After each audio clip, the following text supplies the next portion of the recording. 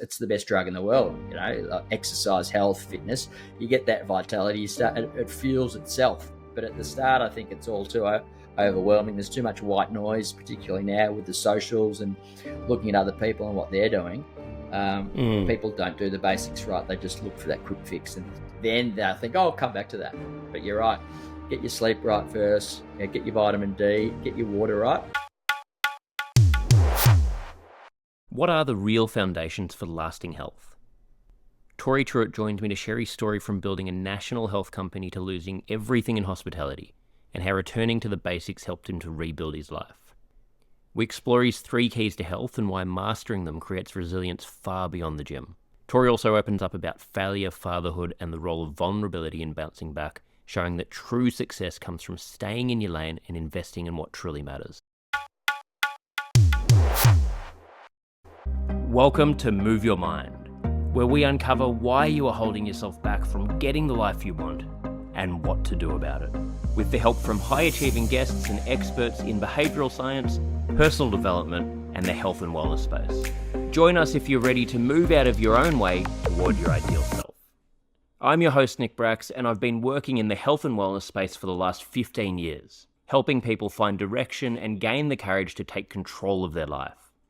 My mission is simple: to help you learn everything that I wish I knew, so you can become your ideal self.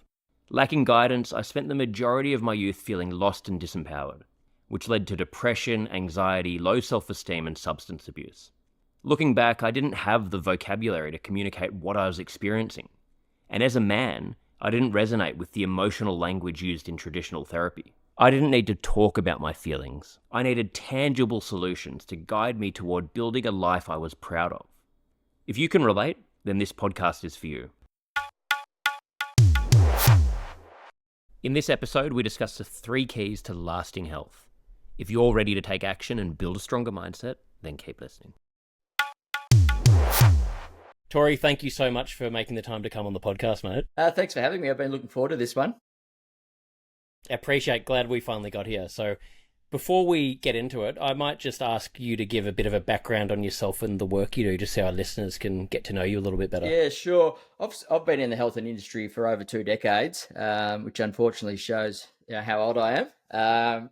But I did uni, did a sports science degree, then a grad dip in rehab. Ended up working as an exercise physiologist straight out of uni, and based myself in London. So I spent a couple of years over there working for Bupa. And then I came back to Australia at the start of 2000 and started my own personal training company, which then evolved into a corporate health management company nationally. So I had staff all around Australia looking after the mining industry, accounts, finance, banking institutes, and we were looking after all their on-site health and fitness programs. I did that for 16 years, had a pretty big team around me, and then got out of health and got into hospo, thinking that would be more lucrative, less hours, and easier work. And I spoke to you before we came on the pod that, as much as I love the industry, the health industry, a lot of the time you're selling time for money. And at the stage when I transitioned from health into hospo, I had 3 young kids. I think they were 7, 6, and 4. So I thought, now's the time. Let's try something different. And instead of moving my family from Victoria to regional New South Wales, Byron Bay, and starting 1 restaurant, I started 2. So straight in the deep end. Not long after I started the restaurants, COVID hit, and we were sort of nearly down $1 million. So I went from having a really lucrative health company into a hospitality company that wasn't making any money. And so I went through everything from drinking the bar dry on a quiet night at the restaurant to knowing that when I turned up to work every day and turned the lights on, I was losing money. And then people said, how long did that go for? And I said it actually felt like I could see the lifeguards, but they couldn't see me. Like I was just out there floundering around, not knowing, which way to go. And my wife kept saying, shut the business, shut the business, shut the business. But we had too much debt, with bank finance and suppliers and trade debt and employee entitlements that we couldn't walk away. So I had to sort of try and find a way to trade out of it.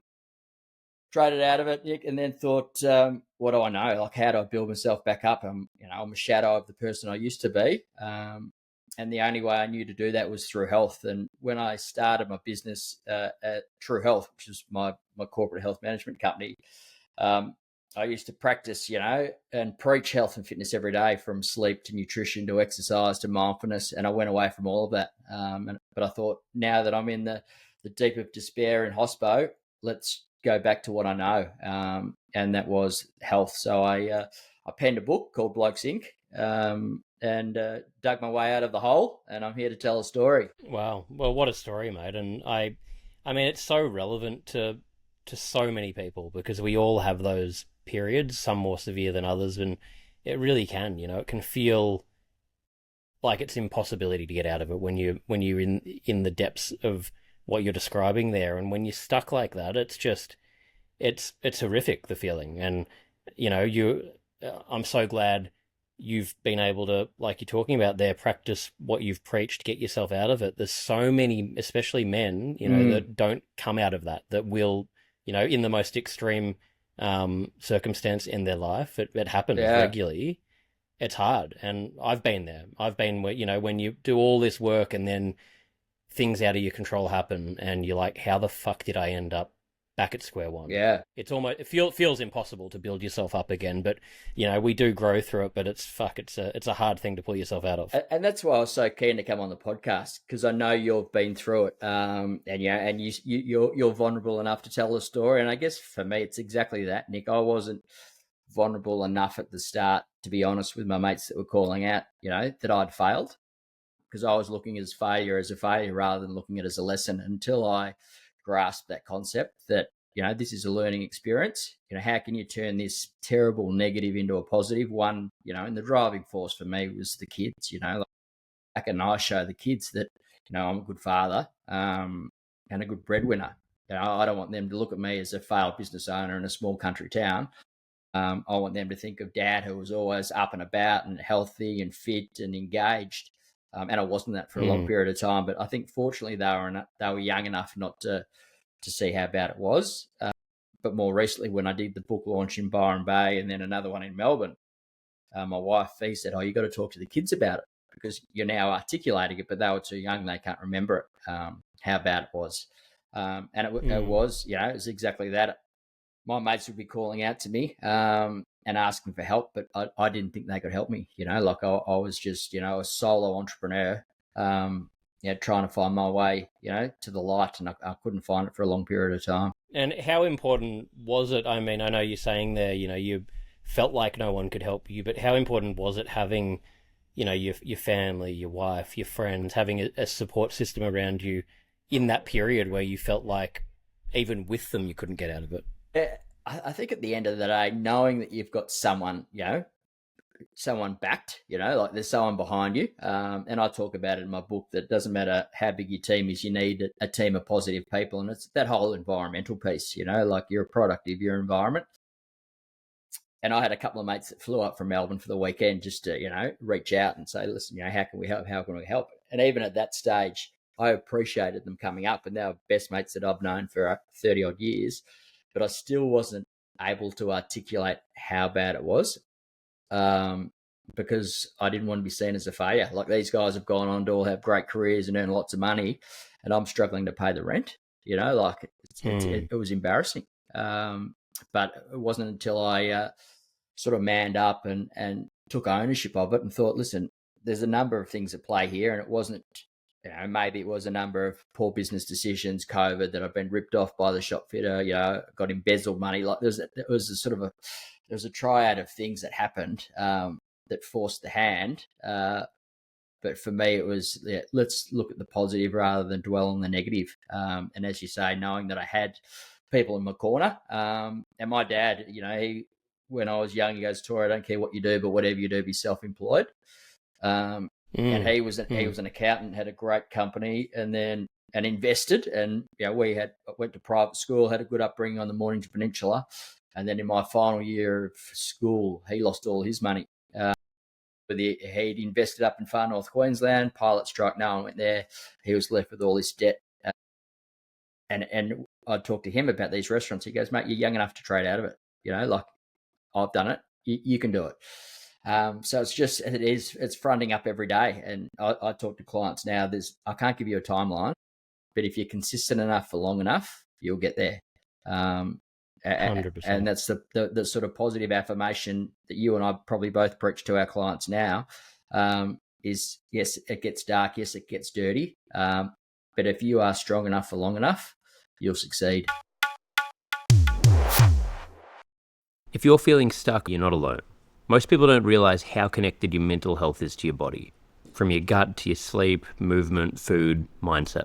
Getting active each day can shift how you feel, build confidence, and transform your quality of life. At Move Your Mind, we guide you through this process step by step. If this resonates and you want to learn more, simply go to my Instagram at nickbracks and click the link on the bio to fill out an application, and I'll send you over more information about the program. Thank you so much for supporting this podcast. If you find the show helpful, please share it with a friend and follow me on Instagram. It really helps. Yeah, exactly. And just putting that, one foot in front of the other, not looking too far ahead, keeping your head down. What's the next step? What's the next step? What's the next step? Even when it feels impossible, and eventually things do connect. And it's exactly like you're saying. Like, I can imagine, going full circle and then coming back into the direction you're going. And now it's just made you stronger. It's giving you a new lease on this health and fitness industry and how you're approaching it. It's probably, when you look back on all of it, it's probably put you on a better trajectory than you could have been on with a different outlook on it. But you couldn't have had that if you didn't go through it. 100%. And I often talk about that with a few of the podcasts I've done.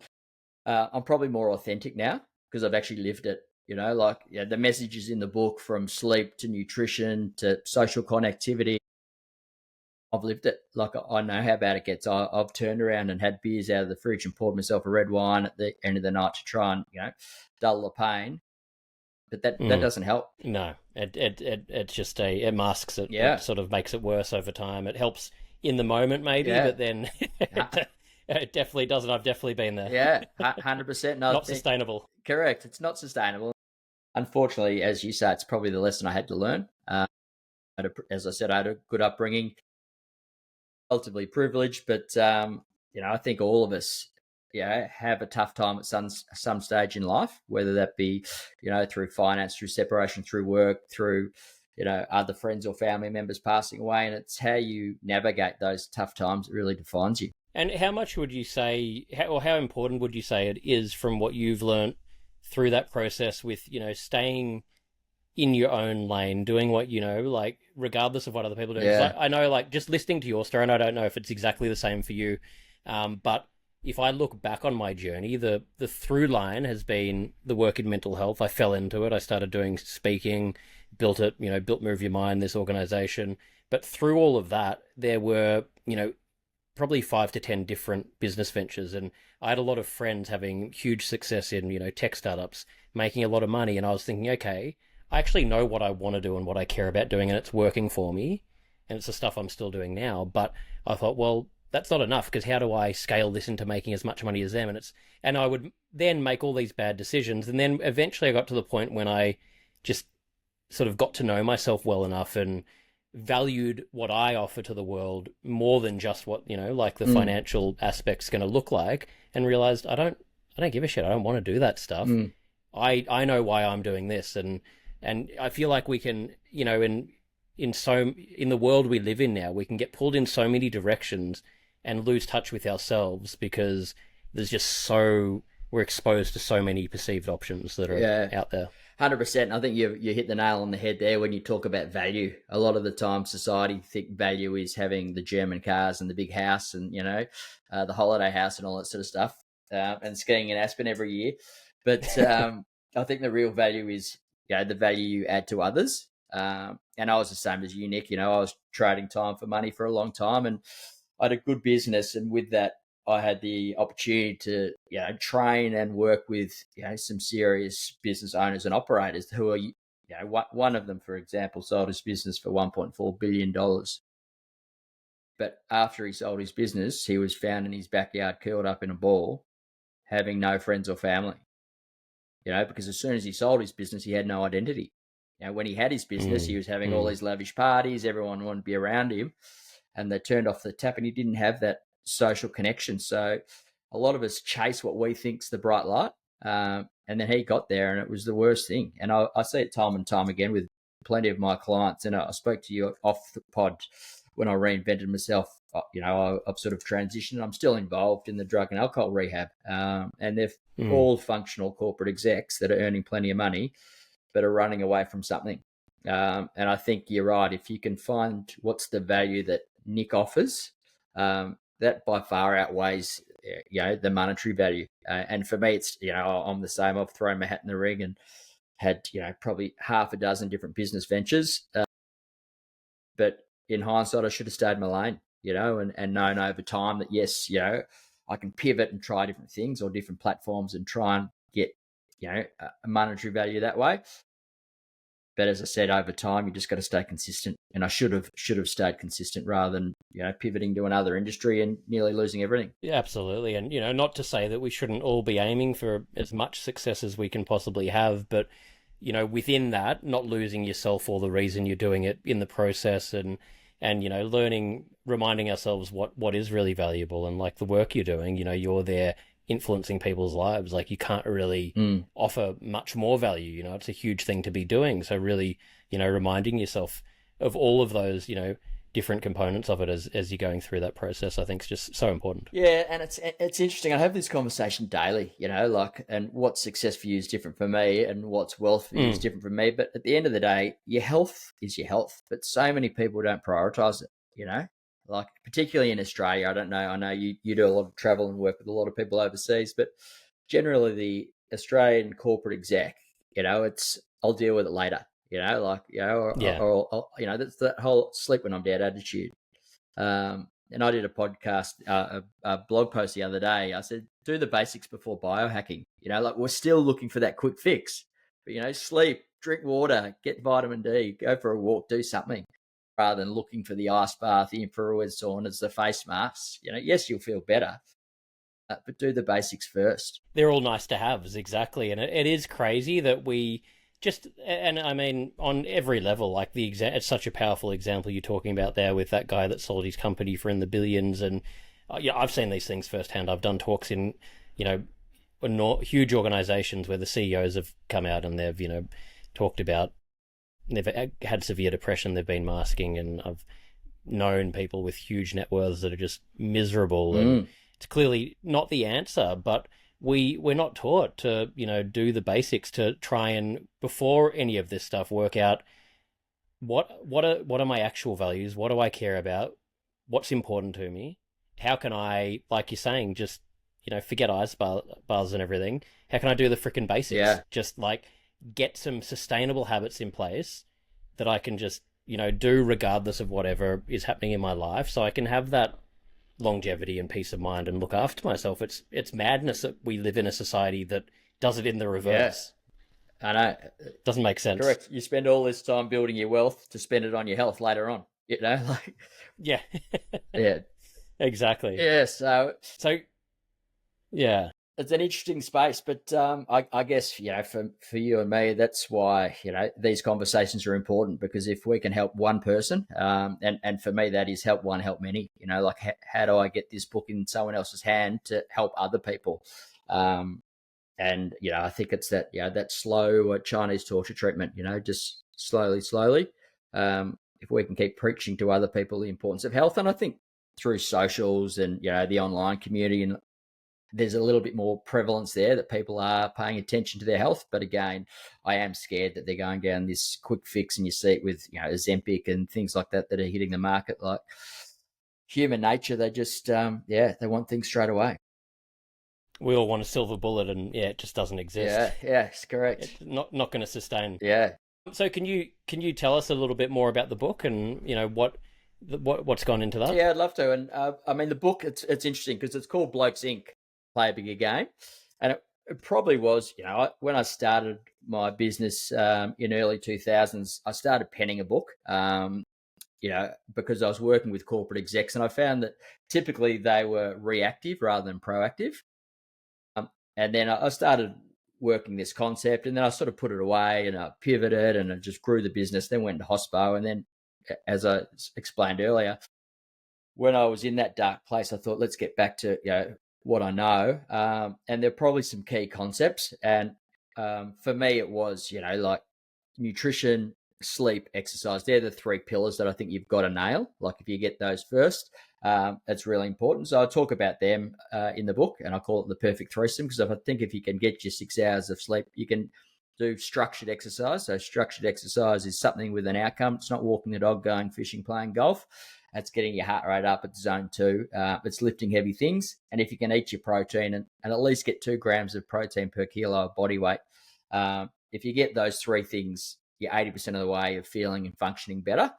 And then there's that social connectivity piece. There's that financial piece. There's also a chapter on sex and relationships, and then bioindividuality, which I talk a lot about too, because I think, especially with ChatGTP, we can go in there and say, I'll write a strength and conditioning program for nickbracks. This is what I want to focus on, and it'll spit something out. But they don't know what you eat when you sleep. Your stresses around work, relationships, family, and friends. So I think bioindividuality is a key component of that. And for me, it's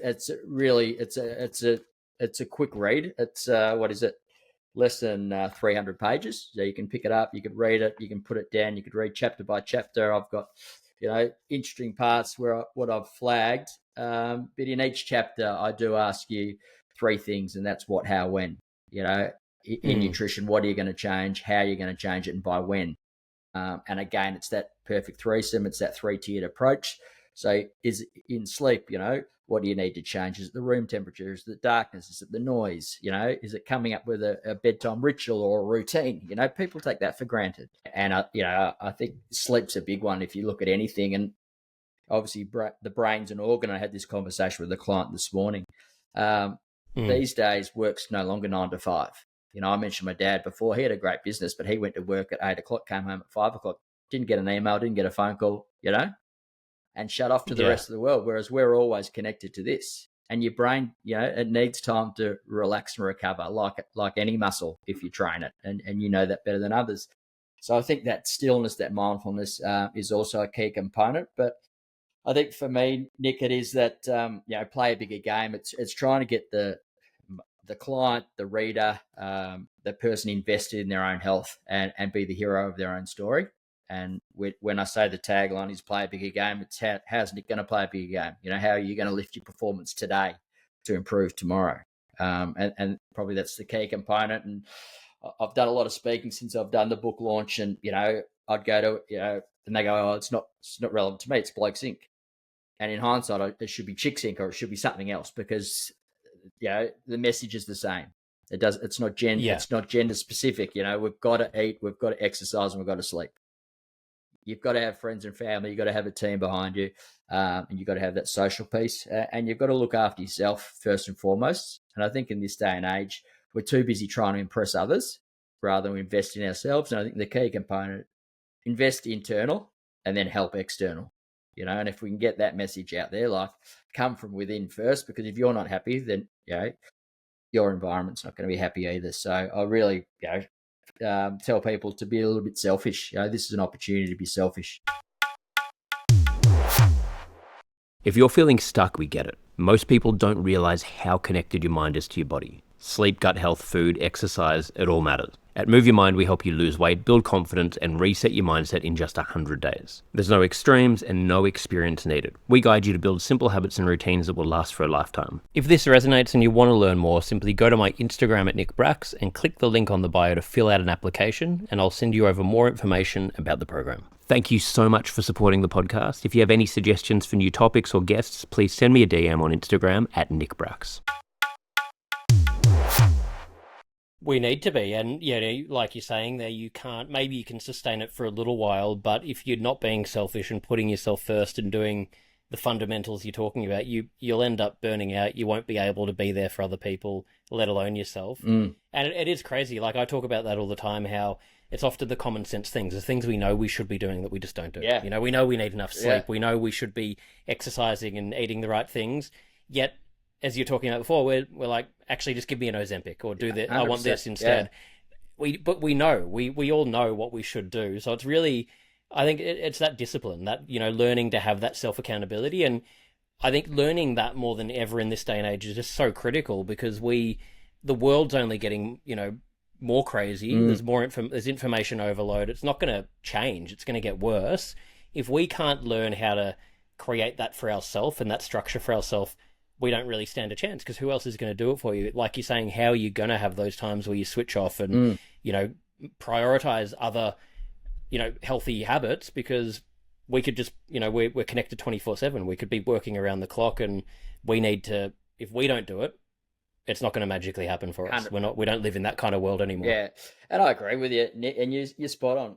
Everyone that we speak to, they're educated human beings. So it's not the knowledge component. You're right. It's the habit formation and the framework around implementing that knowledge. Like people say, knowledge is power. I say knowledge of power is bullshit. The implementation is the key. We all have the knowledge. So yeah, let's look at how you can implement it around your lifestyle, around your commitments, your work, your family, your friends. So implement a strategy around that, and don't be afraid to pivot.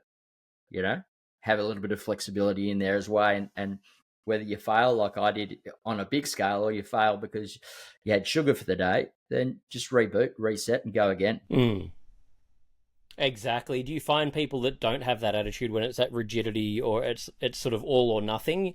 You could have, 1 or 2 days where you slip up and they can easily just fall off, from the whole process, rather than, like you're saying, they're thinking, you know what, okay, I'm having a bad day. Let's just start fresh again tomorrow. 100%. I think that's a key component, Nick, is that rigidity. Like, we've got to eliminate that. One of my first clients in rehab was a 41-year-old guy, had 4 kids, alcoholic, came into program 6 weeks, this particular program, and he wasn't paying me. I was a contractor. He was paying 50 grand a week. So he dusted 300 grand in, he stayed an extra 2 weeks. Embraced the program, did artwork, did equine therapy, did training, nutrition, loved it, and left, shook my hand, happy man. He was great.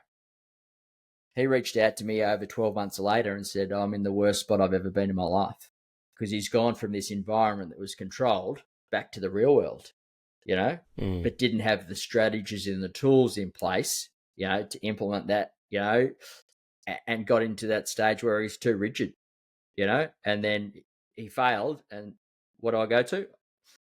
Back to the bottle. And then it becomes longer, and he was too ashamed to reach out to anyone. And thankfully he did, and I got another opportunity to work with him one-on-one. But I think that rigidity piece is a key component. You've got to eliminate that, because life's not a straight line. Absolutely. No, I think I love these examples that you've got, because it really paints the picture for everyone listening. It is such a powerful way to get that message across, and it is so true. It's not that all of that stuff is not sustainable in day-to-day life, and if we can't have that flexibility and have ways we can go about this for the days or weeks when life is throwing a million things at us, if we're traveling and we just don't have the time, how do you make it so you don't completely fall off the radar with it? You've got to have that flexibility and be practical about it. So I think, I love the points. Yeah, that's probably another thing I failed to mention about the book, Nick, is each chapter actually has a real story about a client I've worked with, and whether that be, they've had problems with sleep or exercise, nutrition. And I remember a guy reached out to me probably over 5 years. I did a presentation with the company, walked in there, and it was about becoming multidimensional. And I walked in there, delivered my message, went away. And, I got this message from this guy saying, I saw you do this presentation 5 or so years ago. I've now relocated to Hong Kong from Melbourne. I know something's wrong. Can we do a Zoom call? I got online, we did a Zoom call, and he goes, oh, mate, I'm lethargic, I'm unhappy, I'm semi-depressed, I'm this, that, and the other. What is it? And he was exercising, he was doing all the right things, he was working a lot. And we sort of drilled down and looked at his lifestyle pre-transition to Hong Kong. And he'd get up in the morning, he'd meet his mates in his locker, he'd ride Beach Road together, sit down, have a coffee. Friday nights, he'd go to the footy at the MCG, go to the have a few beers with his mates. And then he went over to Hong Kong and just worked 24/7. And then on the weekends, he didn't have anything to do, so he just worked more. And we found, we sort of drilled down, it was that social piece. He just had no social connectivity. So we enrolled him in, we said go down to Hong Kong Yacht Club. We got him in a few of the clubs, and his whole life sort of opened up again. Like, it was like this light bulb where he didn't think he was socially depressed, but he was, and it was just that one piece that, going for a bike ride with his mates, he didn't value it at the time. But when you take that away from someone, he really valued it. So it's interesting. Yeah, absolutely, mate. No, yeah, I love the fact in your book you've got those stories, because I think it just paints the picture. It makes it so much more relatable for all of us. Yeah.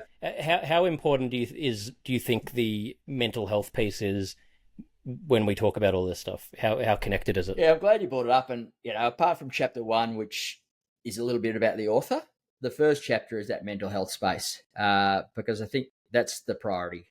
Without that, you've got to get your mind right first. And I think it's really important, and that's probably the most important muscle you have to work on for anything to be successful. So chapter 2, I go deep into mindfulness, the power of the mind, the growth mindset. I think, that whole environmental piece. And as I said, I'm a serial entrepreneur, but, you've probably grown up with peers and friends and families, and they've said, don't do that, or why are you doing that? Or, you can't do that, and I still say to people today, I said, it doesn't matter your age, you can do anything you want to do. You just got to change your mindset and stay true to yourself. So I think coming back to that mental health piece, Nick, I think that's the key component. It really is. And I said it before the podcast, we all have shit days. Like, let's just accept life is tough. Probably if we look at how long we're on the earth for, there's probably more bad days than good days. So celebrate your success, and don't be afraid to do that. And then when you have a bad day, then don't be afraid to share that either. There's nothing wrong with sharing. And as I said, sharing is caring. So get it out, deal with it, debunk it, and then move on. Absolutely, mate. I think, such good advice there. And it is so important that we are aware of this stuff. And often also you see people where they are trying to find solutions to these mental health issues before doing the basics. It's like, so not to say that we should dismiss, what's going on, but often it might be, okay, I'm feeling all of these things. Am I sleeping enough? The things you were talking about, okay, let's just try and get them under control first, and then let's assess where we're at, and then make a decision of what I do. But often it's, we'll find, you're drinking, you're not sleeping properly, you're, like you're saying, not connecting with other people. You do all of these different things, and then we're on top of it trying to find a solution to it, but we're not really looking into what are the holistic things that I can change and empower myself, and we might find through that there's still a deeper issue going on, but it's harder to uncover that if you don't, look after the other parts. Yeah. And I guess for you and myself, Nick, we make a living out of people that are, don't know where to go, but you've got to go internal before you go external and own your current health status. And people, say one thing and do another, and it takes them a while to be vulnerable and come out and say, yeah, I drink too much coffee, I drink too much wine, I drink beer every night, I smoke, I don't exercise. But at the start, they go, oh no, I live a pretty good lifestyle, like I exercise. Well, how much? Or once or twice a week. Well, that's not enough, and if I've got someone that comes on, I said, first things first, let's be better than average. So if there's 7 days in a week, let's exercise for 4, because a lot of people think, I've got to exercise, every day. So you don't. Whatever. There's 52 weeks in a year. Let's have a structured plan for 45 weeks. So take time off Christmas, Easter, your birthday, so let's have a little bit, as you say, flexibility within your program. And then once you get them, it's the best drug in the world, like exercise, health, fitness. You get that vitality, you start, it fuels itself. But at the start, I think it's all too overwhelming. There's too much white noise, particularly now with the socials and looking at other people and what they're doing. People don't do the basics right. They just look for that quick fix, and then they think, oh, I'll come back to that. But you're right. Get your sleep right first. Get your vitamin D. Get your water right. Like I did a conference, a seminar in Melbourne a couple of weeks ago. It was 4 hours. And this company is a high performing team. So they had 90 employees there. And I said, okay, I want everyone to stand up. I'm going to ask you 5 questions. If you can't answer yes, sit down. And they were simple things: is, do you drink 2+ liters of water a day? I'd lose 70% of the audience. Do you have 2 serves of fruit, 3 serves of veg a day? You'll lose more. Do you exercise 4 out of 7 days a week? And I've done it for 90 people. Last week, I've done it for ANZ Bank. I had 500 people. You're lucky to have 3 people standing up that eat, sleep, exercise, drink water, and you're in a conference, talking about high performing teams, if you can't get yourself right, like collectively, you can't be high performing. And they're the basics. And I said to everyone in this room, I said, you're all highly intelligent people. You know what to do. You don't need me up here telling you, but you just need that internal motivation. And it's that accountability, Nick. And I'll keep coming back to the book, but it's a simple read. It's accountability. It's putting one thing in front of the other and getting up and rinse and repeat, rinse and repeat, rinse and repeat, rinse and repeat, I love it. Yeah, such a good point. What would you say to anyone listening right now that just feels completely stuck? It could be stuck in the job that they're doing, stuck in a situation you were talking about, whatever it is, they're feeling completely stuck. What's one bit of advice in terms of a first step they could take to try and make a change? Yeah, it's a good question. And my first point of call is to say, right, Nick, I know you're unhappy in your current situation. Let's do a basic health audit on you. Let's look at the basics. Let's look at your current environment from your home. Are you happy at home? Partner, married, spouse, whatever. Address that. Tick that. Yes, no, maybe. And then if it's no, then you can address that. If it's yes, then you move on to the next. What about your health? Are you happy with your health? Are you exercising? Are you carrying extra weight? And then so you just do a basic health audit. And if it comes down to that career, occupational health piece, what is your ideal? Are you happy with the industry and you don't like your management? Or do you want to be self-employed, or are you not feeling valued on a financial? So then pick apart what is the key pillar. So what's the biggest barrier that's causing you to feel that level of unhappiness, and then address that. And you might find there's a number of pieces. It might be, the spouse, the husband, the wife, the partner, which is, that's a key component. But if that's all happy days, then typically I find a lot of it is that occupational piece. Then we need to address that because we spend far too much time in our workplace to be unhappy. So I feel if you need, you just got to be brave enough and take action, whether that's your health, whether that's your occupation, whether that's your finance. I say to a lot of people, you don't go to bed, broke and wake up a millionaire, or go to bed obese and wake up buffed. There's a process. So let's find out what the process is and what's going to work for you, and start on that. If you feel like you've lost control of your health, physically or mentally, Move Your Mind is here to help you. We guide you through weight loss, lifestyle change, and resetting your mindset without any extremes or overwhelm. If this resonates and you want to learn more, simply go to my Instagram at nickbracks and click the link on the bio to fill out an application, and I'll send you over more information about the program. Thank you for supporting the podcast. If you find this show helpful, please share it with a friend and follow me on Instagram. It really helps. Love it, mate. Love it. And what are some of the daily or weekly things you do yourself to keep yourself grounded and look after your mental and physical health? Yeah, well, as I said, I've been in this industry for a long time, and always tried to practice what I preached. For me, it was going back, when I was in that hospo space. For me, it was nailing that sleep hygiene first. Going to bed at a consistent time every night and making sure I'm getting my 8 hours. And I love the morning, so I'm sort of up at 5 a.m. So I've got to be in bed by 9. Asleep by 9:30, up at 5, water, exercise, caffeine. Whereas typically I'd get up, caffeine. So just switching the needle. I still love my coffee, but I'll get up and, get movement in first, get some hydration. And I talk that a lot by clients. Most of the water we lose at night is carbon dioxide and through your feet, because our room temperature is 20 degrees, or it should be 16 degrees. But 90% of the people wake up and have a cup of tea, a cup of coffee first thing. So you're functionally dehydrated for the rest of the day. So I think it's getting that movement, that daylight, that sunlight, and that water in early.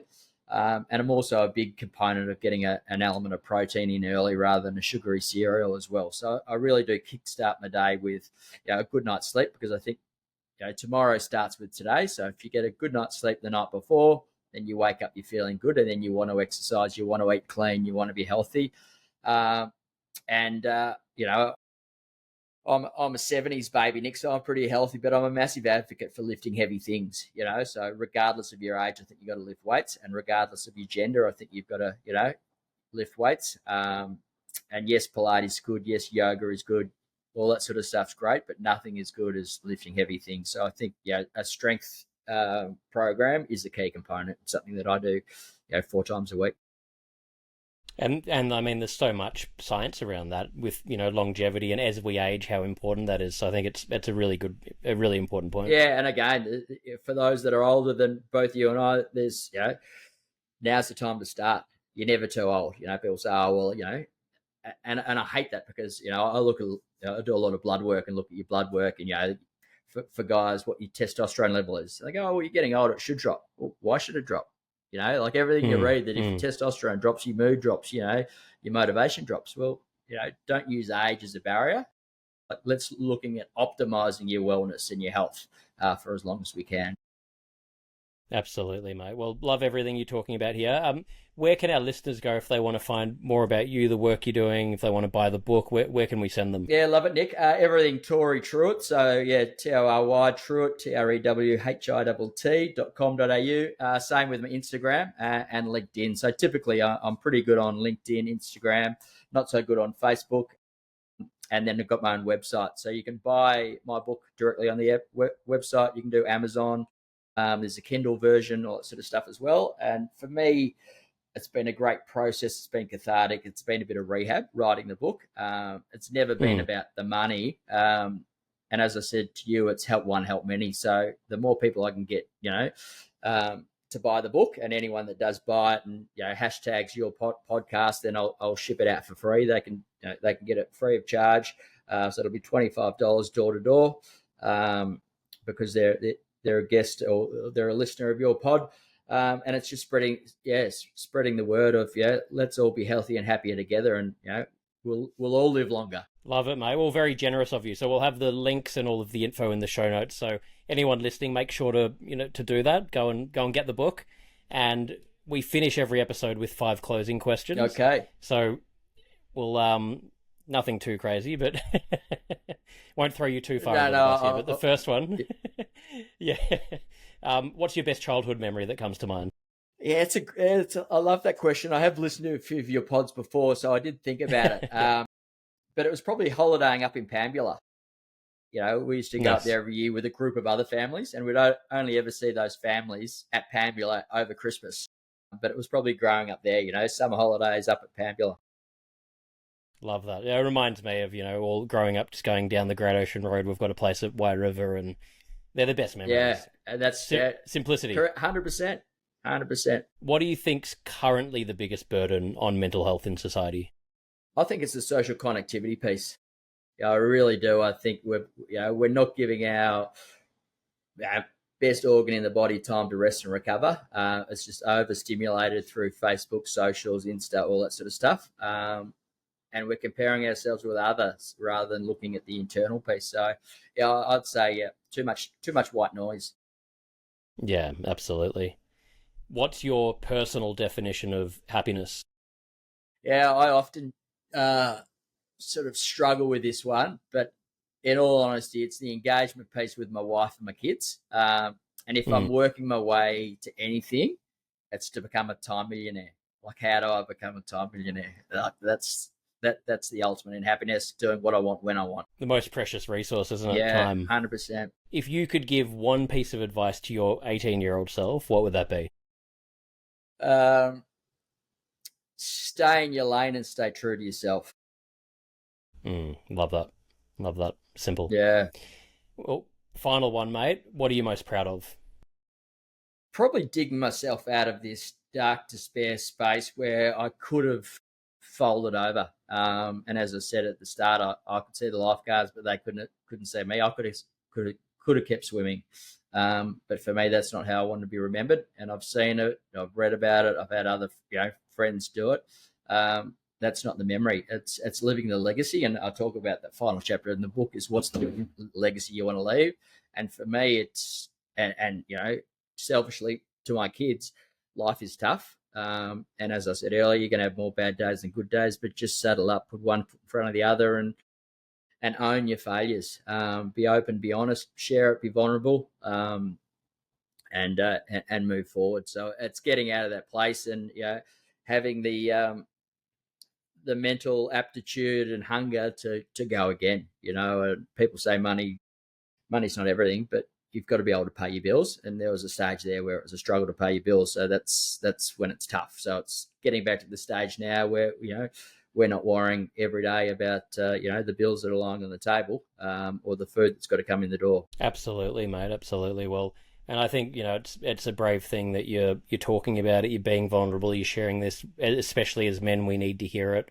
It helps me listening to your story. I can relate to it, and I know you'd be helping more people than you even realize by talking about this stuff. So I think it's, super important thing that you're doing, and really appreciate you making the time and sharing this with my audience. So, thank you for coming on the podcast. No, I've been looking forward for a long time. I've followed your career from an athlete to a dancer to a media. So, and I enjoy that you do practice what you preach, and you're in my space. And I think the more collectively we can all work together rather than seeing ourselves as direct competitors, we'll all be better off. I couldn't agree more, mate. So yeah, really appreciate it. No, thanks for having me. Thank you, Tory Trewhitt, for joining me today and offering your insights. And thank you for listening. I would love to hear your thoughts on the episode and any suggestions you have for topics you'd like to hear about. Feel free to leave a comment or just send me a DM. Your feedback is always appreciated. Please don't forget to click the subscribe button, leave a like or comment, share with your friends, and follow me on Instagram. It really makes a difference. Thank you so much.